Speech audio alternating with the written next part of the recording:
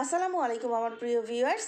আজকে আমি ময়দা মাখানো রুটিবেলা এই সব ঝামেলা ছাড়াই খুব সহজে নরম তুলতুলে পরোটার রেসিপি নিয়ে চলে এসেছি। অনেকেই বলে লিকুইড ডো দিয়ে পরোটা বানালে ফুলে না, আর আমার রেসিপি ফলো করে বানিয়ে দেখুন একবার। প্রতিটা পরোটা ফুলবে আর অনেক সময় পর্যন্ত নরম থাকবে।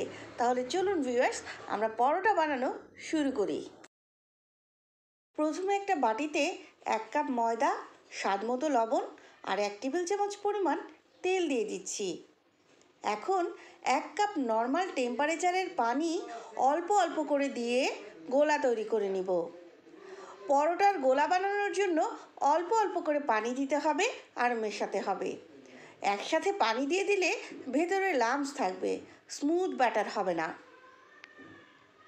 ভিউয়ার্স, আমার আজকের রেসিপি পছন্দ হলে একটা লাইক দিতে পারেন, ফ্রেন্ডস অ্যান্ড ফ্যামিলির সাথে শেয়ার করতে পারেন। সহজ আর মজাদার রেসিপি পাওয়ার জন্য আমার চ্যানেলটি সাবস্ক্রাইব করে আমার পাশেই থাকতে পারেন। ব্যাটার গলানো শেষ হয়ে গেছে। এই তো দেখুন ভিউয়ার্স, এরকম ঘনত্ব হবে।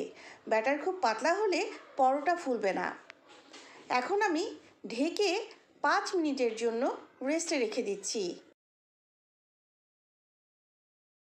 ফিরে এলাম 5 মিনিট পরে। এখন একটা গোল চামচ দিয়ে ভালোভাবে মিশিয়ে নিচ্ছি। এবার 1 চামচ ব্যাটার নিয়ে পরোটা ভাজবো। এখন চুলায় একটা ফ্রাই প্যানের মধ্যে একটা টিস্যু দিয়ে তেল ব্রাশ করে নিচ্ছি। এবার 1 চামচ করে ব্যাটার দিয়ে এভাবে হালকা করে ফ্রাই প্যানের মধ্যে ছড়িয়ে দিচ্ছি। এই সময়ে চুলার আঁচ মিডিয়াম রেখেছি। অল্প আঁচে পরোটা ভাজতে গেলে এটা ভাজতে অনেক সময় লাগবে, আবার উল্টানোর সময় ভেঙে যাবে। পরোটার উপরের পার্ট যখন এরকম শুকিয়ে যাবে তখন উল্টে দিচ্ছি। এখন একটা ব্রাশ দিয়ে পরোটার উপরে তেল ব্রাশ করে দিচ্ছি। ভিউয়ার্স, আপনারা চাইলে সরাসরি তেল ফ্রাই প্যানে দিয়ে দিতে পারেন, তবে তেল ব্রাশ করে দিলে পরোটার সব অংশে খুব ভালোভাবে লাগবে আর এটা ভাজাও ভালো হবে। এখন 2 থেকে 3 মিনিট ভাজার পরে আবার উল্টে দিচ্ছি আর একইভাবে এই সাইডেও তেল ব্রাশ করে দিচ্ছি। এবার এরকম একটু চেপে চেপে দিচ্ছি, এতে পরোটা খুব সুন্দর ফুলবে। এই তো দেখুন ভিউয়ার্স, কি দারুণভাবে পরোটা ফুলে উঠেছে।